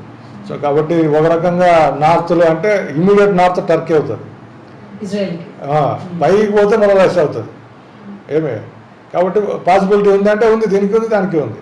ఏమే కాబట్టి మనది ఒక లైన్ మనం మాట్లాడుతూ మిగతా వాళ్ళు ఎక్స్పర్ట్స్ అవి ఇవి ఒపీనియన్స్ కూడా నేను చెప్తుంటా, అర్థం చేసుకుంటే. అది మరియు 7 రాజులు కలరు, 5 కూలిపోయింది, ఒకడున్నాడు. ఎన్నో వచ్చిన చదువుతున్నావు? 10. ఒకసారి చదువు మళ్ళీ. మరియు 7 రాజులు కలరు, 5 కూలిపోయింది, ఒకడున్నాడు. 7 రాజులు కలరు, ఒకడు కూలిపోయారు. మరియు 7 రాజులు కలరు, 5 కూలిపోయి, ఒకడున్నాడు, కడమవాడు ఇంకనూ రాలేదు. వచ్చినప్పుడు అతడు కొంచెం కాలం ఉండునదియు ఇప్పుడు లేనియుడైన ఈ క్రూర మృగము ఆ 7 పాటు ఒకడనై ఉండి. ఇది 11th మళ్ళా అదే చెప్తున్నాడు. ఉండినదియు అంటే ఒకప్పుడు ఉంది రోమన్ సామ్రాజ్యము, ఇప్పుడు లేదు. ఈ క్రూర మృగం అంటే ఇప్పుడు మళ్ళీ నెక్స్ట్ రాబోతుంది. ఆ 7 పాటు ఒకడునై ఉండి తానే 8వ రాజు నాశనకు పోవును. ఈ 7, 8 ఈ లెక్క ఏంటంటే హిస్టోరియన్స్ ఏమంటున్నారంటే ఫస్ట్ నుంచి వచ్చిన రోమా సామ్రాజ్యంలో రాజులు వాడు ఆగస్టు వన్ టైంలో యేసు ప్రభు జనాభా లెక్కలు రాయమనేది. సో వాడు నుంచి సీజర్, దానికి ముందు సీజర్ అనేవాడు ఉన్నాడు, తర్వాత నీరో అనేవాడు, తర్వాత ఇట్లా కాన్స్టాంటైన్ అనేవాడు, తర్వాత ఇట్లా చెప్తారు. మళ్ళీ యూరోప్ని యునైట్ చేయాలని నెపోలియన్ వస్తాడు, మళ్ళీ యూరోప్ని యునైట్ చేయాలని హిట్లర్ వస్తాడు. ఈ లెక్కన మాట్లాడతారు అనమాట. సో అది కొద్దిగా అటు ఇటుగా క్లారిటీ లేనట్టుగా ఉంటుంది అది. సో అంటే ఈ మొత్తం ఈ వన్ వరల్డ్ గవర్నమెంట్ తీసుకురావడానికి వీళ్ళు ప్రయత్నాలు చేసినారు అన్న కోణంలో లాస్ట్కి వీడు హిట్లర్ లాస్ట్ 7th, ఇప్పుడు 8th రాబోతున్నాడు అనేది ఇక్కడ ఒక పాయింట్. అది పోప్ అనేది అది ఒక నడుస్తూ వచ్చింది. అది డైరెక్ట్గా ఫిజికల్ గవర్నమెంట్ వాడు చేయలేదు. వాడు అర్థం చేసుకోండి నేను చెప్పేది. ఫిజికల్గా ఇప్పుడు మనకు కదా మోడీ ఉన్నట్టుగా వాడు కూర్చోలే. వాడు ఏంటంటే ఎంతసేపు ఇండైరెక్ట్గా చేస్తూ వచ్చినాడు. అది కూడా రోమన్ గవర్నమెంటే. ఏమి అది సైతాన్ చేసేది మొత్తం అంతా వాడే. ఇప్పుడు ఇక్కడ దేవుడు చెప్తున్నది ఈ 7 వచ్చేసి ఏంటంటే ఫిజికల్ రాజులు, అంటే డైరెక్ట్ కింగ్డమ్ చేయాలనే వాళ్ళు. ఇప్పుడు మనకు మోడీ ఉన్నట్లు అనమాట, డైరెక్ట్గా రూలింగ్ అన్నట్టు. అది అట్లా తానే 8వ రాజు నాశనమునకు పోవును. నీవు చూచిన ఆ 10 కొమ్ములు 10 మంది రాజులు. వారు ఇది వరకు రాజ్యమును పొందలేదు గాని ఒక గడియ క్రూరమృగముతో కూడా రాజుల వల్ల అధికారం పొందదు. వీరు ఏకాభిప్రాయం గలవారై తమ బలమును అధికారమును ఆ మృగములకు అప్పగించరు. అది ఒక గవర్నమెంట్ వస్తుంది. ఒక చైర్ అంటే కదా. వీరు గొర్రెపిల్లతో యుద్ధము చేతురు గాని గొర్రెపిల్ల ప్రభును రాజులకు రాజునైనందునను తనతో కూడా ఉండిన వారు, పిలువబడిన వారే, ఏర్పరచబడిన వారే, నమ్మకమైన వారే ఉన్నందునను ఆయన ఆ రాజులను జయించును.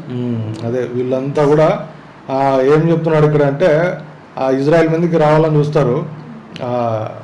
వాడు 666 అప్పుడు యేసయ్య మనల్ని మనం అప్పటికే ఎత్తబడి ఉంటాం.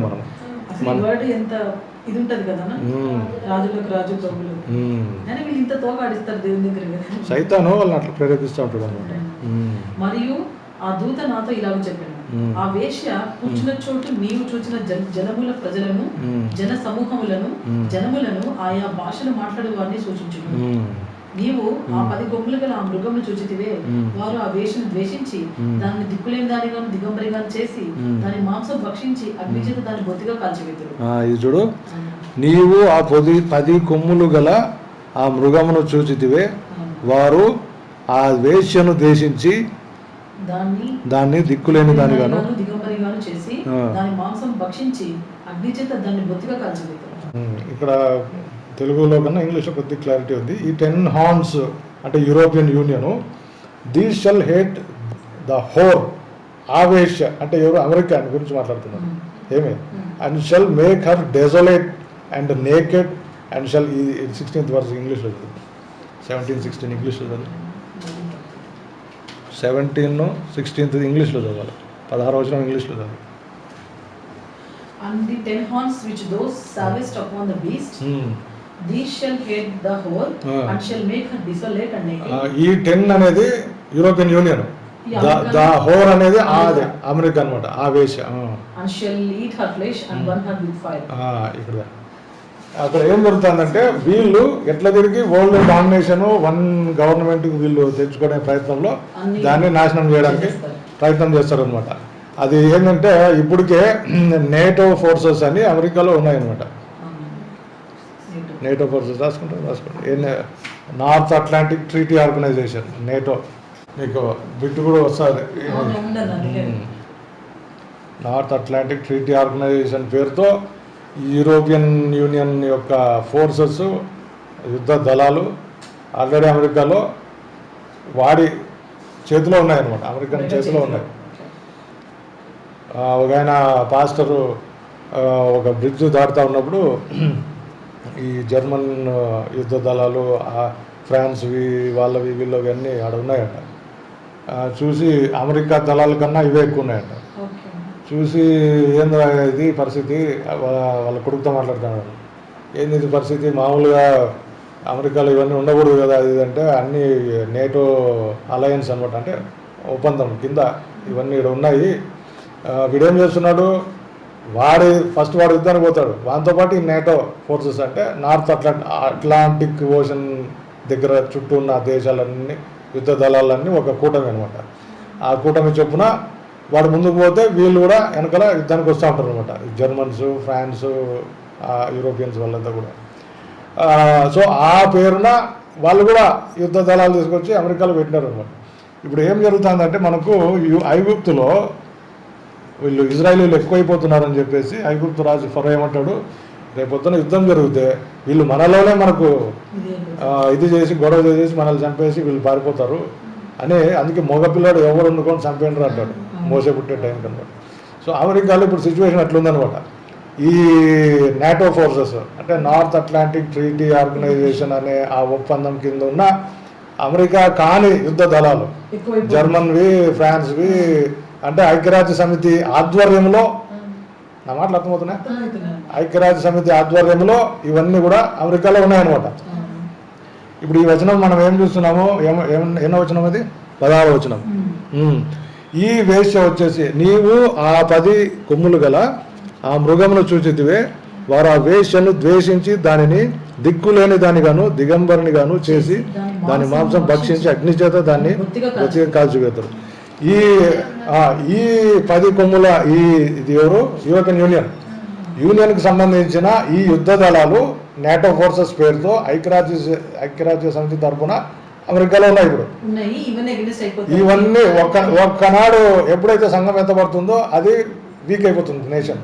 ఏది అమెరికా ఏమే, ఆ సంఘం మనం ఉన్నాం కాబట్టి స్ట్రాంగ్ ఏదైనా కానీ, మనమే లేకపోతే అది ఎందుకు ఏమే. సో ఎప్పుడైతే మనం వెళ్ళిపోతామో సంఘం ఎత్తబడుతుందో అది వీక్ అయిపోతుంది. ఒక్కసారి ఇవన్నీ ఏం చేస్తాయంటే దాన్ని నాశనం చేస్తాయి. ఆడే ఉన్నాయి కదా నాటో పేరుతో, ఆడే ఉన్నాయి కాబట్టి ఒక్కసారి వెనక్కి తిరుక్కొని నాశనం చేసేస్తాయి అనమాట. సో అది అన్నమాట, అర్థమవుతుందా? అది దేవుని మాట నెరవేరే వరకు వారు ఏకాభిప్రాయము గల వారై తమ రాజ్యమును ఆ మృగమునకు అప్పగించుట వలన తన సంకల్పము కొనసాగించినట్లు దేవుడు వారికి బుద్ధి పుట్టించాడు. అదే వీళ్ళు ఎంతసేపు మాకు వన్ వరల్డ్ గవర్నమెంట్ కావాలా, ఏమే ఆ దేవుడు వద్దు అన్న ఆ యొక్క ఆలోచన ధోరణి, నిమ్రోద్ యొక్క కాన్సెప్ట్ రన్ అయితే వస్తుంది కదా. సో అందుకే దేవుడు ఏమంటాడంటే వాళ్ళ బుద్ధికి అప్పగించేసినాడు. మరియు నీవు చూచిన ఆ స్త్రీ భూరాజు లేని ఆ మహాపట్టణం, అది బబులోను పట్టణము. బబులోన్ అనే కాన్సెప్టే పడిపోవడం గురించి మనం చూస్తున్నాం. ఆ తర్వాత మహాధికారం గల వేరొక దూత పరలోకం నుండి దిగి వచ్చుట చూచితిని, అతని మహిమ చేత భూమి ప్రకాశించును, అతను గొప్ప స్వరముతో ఆర్భటించి ఇట్లనెను, మహాబబులోను కూలిపోయిను, అది దయ్యములకు నివాస స్థలమును, ప్రతి అపవిత్రాత్మకు ఉనికి పట్టును, అపవిత్రమును అసహ్యమునైన ప్రతి పక్షికి ఉనికి పట్టును ఆయన. బబులోను కూలిపోయాను ఎప్పుడైతే వాడు నిమ్రోదు స్టార్ట్ చేసినాడో ఆ కాన్సెప్ట్, ఆ రిలీజియన్ ఏమి రన్ అయితే వచ్చింది. వాడు 666 దాకా అది వచ్చిందనమాట. అది ఒకటే గవర్నమెంట్, ఒకటే వెళ్ళాలి ఇంకా కూలిపోయాను అని 18th చాప్టర్లో చెప్తాడు యేసయ్య. సమస్తమైన జనములు మహోద్రేకముతో కూడిన దాని వ్యభిచార మద్యమును త్రాగి పడిపోయింది. ఇక్కడ మళ్ళీ అదే అంటున్నాడు, సమస్తమైన జనములు మహోద్రేకంతో కూడిన దాని వ్యభిచార మద్యమును త్రాగి పడిపోయారు. భూరాజులు దాంతో వ్యభిచరించారు, భూలోకమంది వర్తకులు దాని సుఖభోగంలో వలన ధనవంతులు. ఇది మళ్ళా నేను ఎప్పుడు ఆ ఎజెకియల్ 28 చెప్పేటప్పుడు ఒక మాట చెప్పిన, ఆ ప్రాఫెసీ అనేది బ్యాక్ అండ్ ఫోర్త్ వస్తూ ఉంటుంది అనమాట. ఆ వ్యక్తికి సైతానికి మాట్లాడుతున్నాడు. ఇక్కడ వచ్చేసి 17th 18th వచ్చేసి అమెరికా గురించి, యూరోపియన్ యూనియన్ గురించి బ్యాక్ అండ్ ఫోర్త్ ముందుకెనక్కి మాట్లాడుతున్నాడు. ఇది మనం గమనించుకోవాలి. మరియు ఇంకొక స్వరము పరలోకం నుండి ఇలాగ చెప్పగా వింటుంది, నా ప్రజలారా, మీరు దాని పాపములలో పాలువారు కాకుండానట్లును దాని తెగులలో ఏది మీకు ప్రాప్తింపకుండానట్లును దాన్ని విడిచిరండి. ఇక్కడ చూడు, ఆ సెమీరామిస్ మొదలుపెట్టింది ఆ మతము, ఆ వ్యభిచారము, ఇవన్నీ కూడా అదే కాన్సెప్ట్ రన్ అయితే అవనింది అనమాట throughout the thousands of years. ఇక్కడ ఏమంటున్నాడు చూడు దేవుడు, ప్రజలారా మీరు దాని పాపములలో పాలివారు కాకుండాన్నట్లు దాని తెగుళ్ళలో ఏది నీకు ప్రాప్తింపకుండాన్నట్లు దాన్ని విడిచి రండి. దాని పాపములు ఆకాశం నంటుచున్నవి, దాని నేరములు దేవుడు జ్ఞాపకం చేసుకుని ఉన్నాడు. అది ఇచ్చిన ప్రకారము దానికి ఇవ్వడు, దాని క్రియల చొప్పున దానికి రెట్టింపు చేయడు. అది కలిపిన పాత్రలో దాని కొరకు రెండంతలు కలిపి పెట్టుడు. అది నేను రాణిగా కూర్చుండదాను, నేను విధవరాలను కాను, దుఃఖము చూడని తన మనసులో అనుకున్నాను కనుక అది తను తాను ఎంతగా గొప్ప చేసుకొని సుఖభోగములను అనుభవించనో అంతగా వేదనను దుఃఖమును దానికి కలుగజేయడు. 7th verse దగ్గర నిలబెట్టు. ఒకప్పుడు అమెరికన్స్ గురించి అనేవాళ్ళు అనమాట, ఏముందబ్బా అది ల్యాండ్, సుఖమైన జీవితము, సుఖమైన ఇది, వాళ్ళకి కష్టం అనేది లేదు, కష్టం అనేది తెలియదు, అది ఇది అంటూ ఉంటాను అనమాట. ఒకప్పుడు వాళ్ళు కూడా అట్లే అంటూ ఉంటాను అనమాట, అందరు కష్టపడుతున్నారు, మాకేం సుఖంగా ఉన్నాం మేము. అంటే ఒక క్రైస్తవ దేశంగా అది జరిగింది, అంత సుఖాలు ఉన్నాయన్నమాట అక్కడ. సో అదే అందుచేత ఒక దినంలోనే దాని తెగుళ్ళు అనగా మరణమును దుఃఖమును కరువును వచ్చును. దానికి తీర్పు తీర్చుచున్న దేవుడైన ప్రభువు బలిష్ఠుడు గనుక అది అగ్ని చేత బొత్తిగా కాల్చివేయబడింది. దానితో వ్యభిచారం చేసి సుఖభోగములను అనుభవించిన భూరాజులు దాని బాధ చూచి భయాక్రాంతులై దూరం నిలబడి దాని దహన ధూములను చూచినప్పుడు దాని విషయమే రొమ్ము కొట్టుకొనుచు ఏడ్చుచు, అయ్యో అయ్యో బబులోను మహాపట్టణమా, బలమైన పట్టణమా, ఒక్క గడియలోనే నీకు తీర్పు వచ్చను కదా అని చెప్పుకున్నాను. లోకంలోని వర్తకులను ఆ పట్టణంలో చూచి ఏడ్చుచు తమ సరుకులను అనగా బంగారు, వెండి, రత్నములు, ముత్యములు, సన్నపు నాలబట్టలు, కుందా రంగు బట్టలు, పట్టుబట్టలు, రక్తవర్ణపు బట్టలు మొదలైన సరుకులను, ప్రతి విధమైన దర్భమ్రాలను, ప్రతి విధమైన దంతపు వస్తువులను, మిక్కిలి విలువగల కర్ర, ఇత్తడి, ఇనుము, చెలవరాలు మొదలైన వాటితో చేయబడిన ప్రతి విధమైన వస్తువులను, దాల్చిన చెక్క, ఓమును, ధూపద్రవ్యములు, అత్తరు, సాంబ్రాణి, ద్రాక్షరసము, నూనె, మెత్తని పిండి, గోధుమలు, పశువులు, గొర్రెలు మొదలగు వాటిని, గుర్రములను, రథములను, దాసులను, మనుషుల ప్రాణులను ఇక మీదట ఎవడును కొనడు.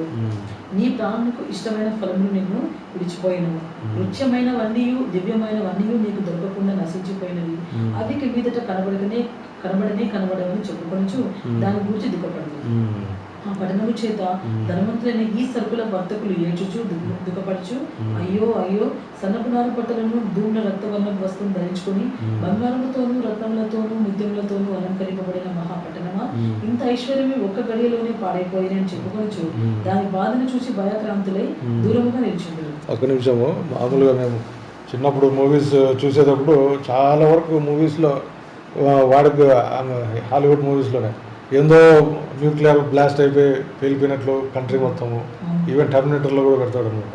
ఆయన కళ వస్తుంది అనమాట, పిల్లోడు ఆడుకుంటూ ఉంటాడు, గ్రిల్ యువతలు ఏముంటుంది, పిలుస్తూ ఉంటుంది అనమాట కొడుకుని, ఆ గ్రిల్ నూపుతా ఉన్నట్లున్నట్లే బ్లాస్ట్ అయిపోతుంది, మొత్తం అంతా స్కెలిటన్ లేక అది చూపిస్తాడు అనమాట. తెలియకనే వాళ్ళు అనుకుంటున్నారు, కానీ ఇక్కడ ప్రాసెస్ ఉంది అనమాట. ఒక గడిలోనే పాడైపోయినని చెప్పుకొచ్చు దాని బాధను చూసి భయాక్రాంతులై దూరంగా నిల్చుంది. ప్రతి నావికుడు ఎక్కడికైనా సబులు చేయి ప్రతివాడును ఓడవారును సముద్రము మీద పనిచేసి జీవనం చేయ 17 జీవనము చే వారందరూ దూరంగా నిలిచి దాని దహన ధూమమును చూచి ఈ మహాపట్టణముతో సమానమైన దేని అని చెప్పుకొనుచు కేకలు వేసి తమ తలల మీద దుమ్ము పోసుకొని ఏడ్చుచు దుఃఖించుచు. మీరు గమనించండి, ఈ మహాపట్నము అని అనబడిన ఒకే ఒక పట్టణం కానీ కంట్రీ కానీ ఇప్పుడు ఉన్నది ఒక్క అమెరికానే. సో కాబట్టి అమెరికా గురించి కాకుండా ఇది వేరే ప్రాసెస్ ఏం లేదన్నమాట. అయ్యో అయ్యో ఆ మహాపట్టణము, అందులో సముద్రము మీద ఓడలు గల వారందరూ దాని ఎందులో అధిక వ్యయము చేత ధనవంతులయ్యారు, అది ఒక గడియలో పాడైపోయిందని చెప్పుకొనుచు కేకలు వేయించుండేది. పరలోకమా, పరిశుద్ధులారా, అపోస్తులారా, ప్రవక్తలారా దాని గురించి ఆనందించండి, ఏలైనగా దాని చేత మీకు కలిగిన తీర్పుకు ప్రతిగా దేవుడు ఆ పట్టణంలో తీర్పు తీర్చి ఉన్నాడు. తర్వాత బలిష్ఠుడైన దూత గొప్ప తిరుగటి రాతి వంటి రాయి ఎత్తి సముద్రంలో పడవేసి ఈ లోక మహాపట్టణమైన బబులోను వేగంగా పడద్రోయబడి ఇక ఎన్నటికీ కనబడకపోయింది. చూడు 21లో ఏం చూస్తున్నాము, ఇంకెప్పటికీ బబులోను ఆడవాడు నిమ్రోజు మొదలు పెట్టినాడు, వన్ వరల్డ్ గవర్నమెంట్ అని, వాడు వాని భార్య వచ్చి ఒకే రిలీజియన్ అని. అవి ట్రావెల్ అయ్యి మొత్తం వరల్డ్ వైడ్ రకరకాల కంట్రీస్లో రకరకాల కాన్సెప్ట్లుగా తీసుకొని ఇదే main line, one world government one religion అనే దాంతో ట్రావెల్ అయ్యి అమెరికా ఒక పక్క, యూరోపియన్ యూనియన్ ఒక పక్క, ట్రావెల్ కొట్లాడు లాస్ట్కి పడిపోయి రాసింది ఇది అయిపోయినాను 21 వర్స్ వచ్చేటప్పటికి ఇది అయిపోయింది. కనబడకపోవును నీ వర్తకులు భూమి మీద గొప్ప ప్రభులై ఉండేది. ఇది చూడు, ఈ పాయింట్ చూడు, నీ వర్తకులు భూమి మీద గొప్ప ప్రభువులు అయి ఉండిరి అనే ఈ ఒక్క వర్డ్తో చెప్పొచ్చు ఇది అమెరికా గురించి మాట్లాడుతూ ఉందని. ఎందుకంటే బిల్ గేట్స్ వచ్చినప్పుడు ఇక్కడ ఏమే ప్రైమ్ మినిస్టరు, ఏమే చీఫ్ మినిస్టరు అందరూ వీళ్ళు ఏదో మామూలు సిటిజన్స్, వాడేదో రాజు అన్నట్లు వానికి భజన చేస్తూ ఉంటారు అనమాట. ఎవరు బిల్ గేట్స్? ఎవరు? Businessman. వర్తకుడు అంటే ఎవరు? Businessman. నీ వర్తకులు భూమి మీద గొప్ప ప్రభువులు అయి ఉండేది. ఏమే యూరోప్ నుంచి వచ్చిన మన వాళ్ళు వాల్యూ ఇలా, వేరే ఏ కంట్రీ నుంచి వచ్చిన వాల్యూ లేదు. బ్రిటిష్ రాయన్ వచ్చినా కూడా మనకు మన వాళ్ళు వాల్యూ ఇలా.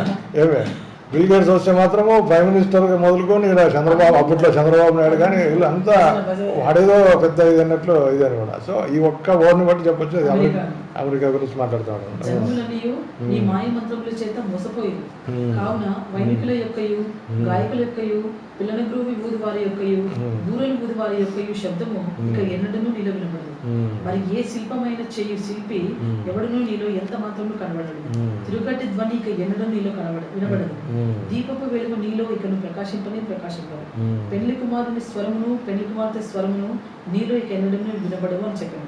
మరియు ప్రవక్తల యొక్కయు పరిశుద్ధుల యొక్కయు భూమి మీద వధింపబడిన వారందరి యొక్క రక్తము ఆ పట్టణంలో కనబడదు.